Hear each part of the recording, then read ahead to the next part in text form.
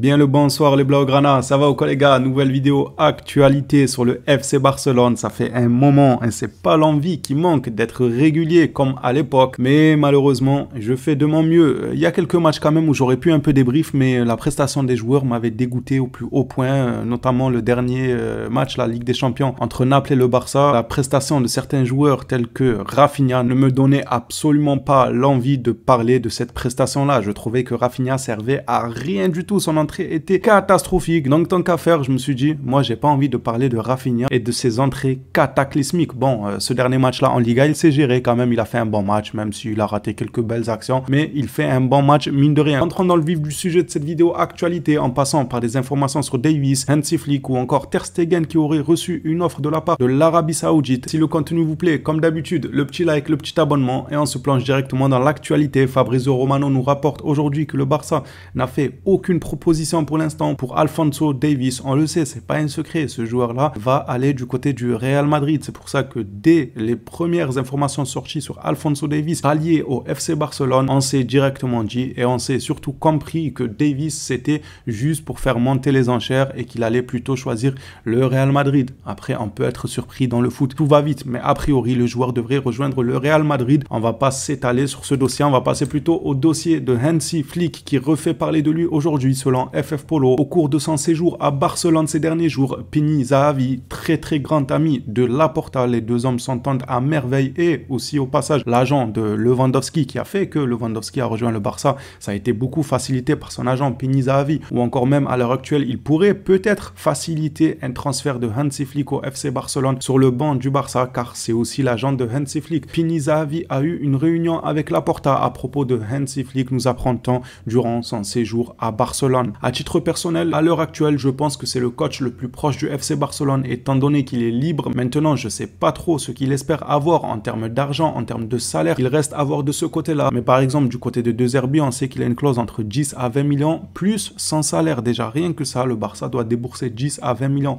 pour réussir à casser son contrat à Brighton et ensuite discuter de son salaire. Or que là, Hansi Flick, libre de tout contrat, on peut directement entamer les discussions uniquement sur son salaire, ce qui n'est pas négligeable dans la situation du FC Barcelone. Passons au dossier Ter Stegen. El Ittihad aurait fait une offre à Ter Stegen et sur ce dossier-là, il y a un débat qui va s'ouvrir. Ter Stegen, est-ce que vous vendez ou pas? Je sais qu'il est apprécié par beaucoup de Blaugrana et moi notamment, c'est un gardien que j'ai su apprécier plus par le passé que maintenant, parce que la vérité est que moi de mon côté, je ne vois pas non plus le Ter Stegen Prime, même si, attention, je dis bien même si, il se reprend super bien ces dernières saisons-là, j'arrive à voir un petit retour de Ter Stegen, mais selon moi, le Barça pourrait peut-être miser sur un jeune gardien. Je n'ai pas de nom là à vous donner comme ça, mais il doit sûrement en avoir et vous avez sûrement l'inspiration pour me sortir des noms de jeunes gardiens talentueux qui pourraient rejoindre le Barça. Selon moi, le Barça pourrait tourner la page Ter Stegen si l'offre de transfert est assez intéressante, qu'on parle en millions et en millions.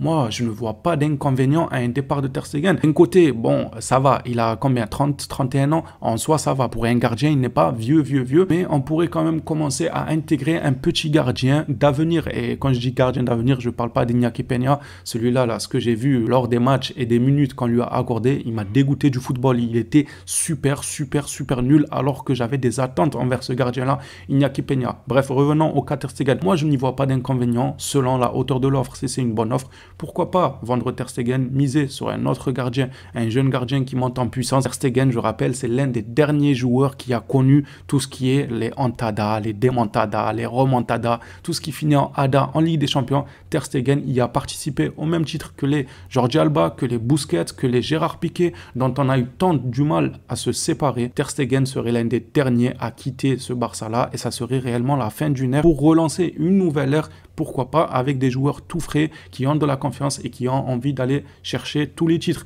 Bon, ça c'est que un avis sans savoir l'offre réelle d'El Ittihad. Comme j'ai dit, ça dépend des millions. S'il propose très peu, autant continuer avec Ter Stegen. Je sais que mon avis ne va pas être apprécié par la plupart des Blaugrana, car je sais que Ter Stegen est énormément aimé au sein de la communauté. Ce n'est que mon avis, ça n'engage que moi. Je précise encore une fois que ces derniers temps, je le trouve assez bon quand même. Ter Stegen, c'est bon à préciser parce qu'il y en a, ils me font dire ce que je n'ai pas dit. Ils vont venir me me dire oui, mais il est bon, nanani. Oui, on a compris. J'ai répété à maintes reprises que oui, il est bon en ce moment, mais jusqu'à quand est-ce qu'il ne va pas retomber dans ses travers dans les moments où plus personne ne pouvait se le voir? Je rappelle qu'il y a 2-3 saisons en arrière, Ter Stegen, plus personne ne pouvait se le voir du côté du Barça. C'était pas le grand gardien qu'on avait connu, mais bon, il y avait quand même l'excuse de la défense qui était dégueulasse et ça rassure pas un gardien d'avoir une défense comme ça, même si la plupart vous connaissez mon avis, il ne s'agit pas non plus uniquement de la défense. Ça peut jouer, mais c'est pas uniquement ça. Bref, passons maintenant à une autre information de FF Polo qui nous parle de Dani Rodriguez, un jeune futur crack qui joue actuellement à la Masia. Je ne connaissais pas avant aujourd'hui pour être honnête. Pini Zahavi est également l'agent de Dani Rodriguez. En fait, Pini Zahavi, il tient le Renté, c'est l'agent de tous les joueurs, tous les entraîneurs, j'ai l'impression. Il est l'une des pépites de la Masia, mais son avenir à Barcelone est incertain.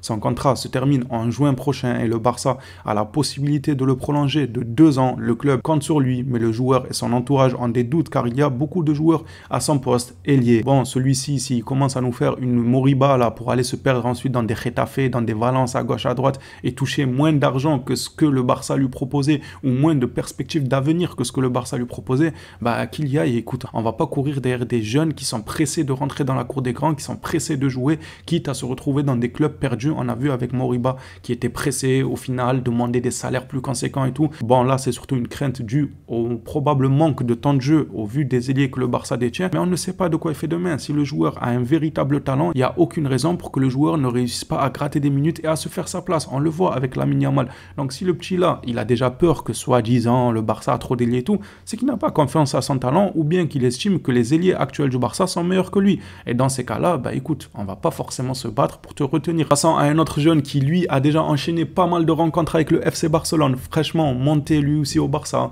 malgré les offres et sa clause libératoire très abordable. Pau Cubarsí n'envisage pas de les écouter et ne veut réussir qu'au FC Barcelone. Il ne faut pas hésiter à le prolonger. Ce joueur, pareil, c'est un défenseur d'avenir, c'est un joueur qui a du talent et qui nous montre de belles choses durant ces dernières rencontres. Moi, c'est un joueur pour qui je vois beaucoup de qualité pour Cubarsí. Il faut que le Barça le prolonge et après on verra si une vente est nécessaire selon l'offre, selon les joueurs qu'on aura, tout ce qui est Araujo, Christensen, Koundé, ainsi de suite. Au moment venu, on en discutera. Mais à l'instant T, sa clause est très abordable et ça, je vous apprends rien, ça attire les vautours. Il y a tout le monde qui se rapproche du Barça pour se renseigner sur Pau Cubarsí tant que sa clause libératoire est abordable. Il faut absolument le prolonger et rapidement. Passons maintenant au joueur d'Everton, Onana. Deco en fait l'une de ses priorités pour cet été. L'accord avec Onana se complique. Everton a déclaré à Barcelone qu'il n'accepterait pas moins de 60 millions pour le joueur, tandis que Barcelone n'offrirait pas plus de 40 millions. J'espère que le Barça va camper sur ces positions-là.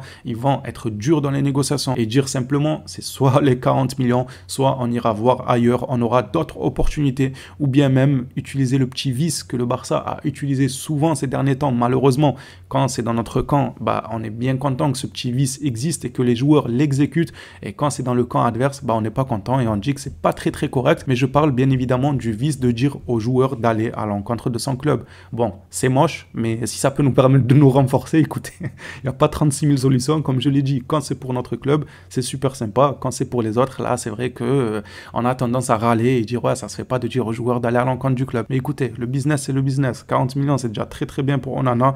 Ils veulent se montrer gourmands à vouloir 60 millions. Eh bien, je pense que le joueur sera obligé d'aller à l'encontre de son club pour rejoindre de force le FC Barcelone. Terminons cette vidéo actualité par le jeune joueur sénégalais Mikayil Faye. Mundo Deportivo nous rapporte que plusieurs clubs s'intéressent à celui-ci, dans Arsenal, Dortmund, Lens, Nice et Lille. Franchement, il y a de très bons clubs qui s'intéressent à lui. Arsenal, c'est très bien. Dortmund, c'est très bien aussi. On connaît leur qualité pour la formation. On sait que un joueur qui rejoint Dortmund, il a une chance sur 2, voire en vrai une chance sur 1 de progresser. Beaucoup de joueurs qui rejoignent Dortmund finissent tout de suite par progresser. Lens aussi, c'est un bon club. Après Nice ou Lille, personnellement, je préfère quand même les 3 clubs cités juste avant. Les phénomènes, cette vidéo actualité est terminée. Merci à tous ceux qui l'auront suivi jusqu'ici. N'hésitez pas à participer au débat dans les commentaires. Votre avis compte énormément. Au plaisir de vous lire. On s'attrape à la prochaine vidéo sur le Barça. D'ici là, prenez soin de vous les phénomènes.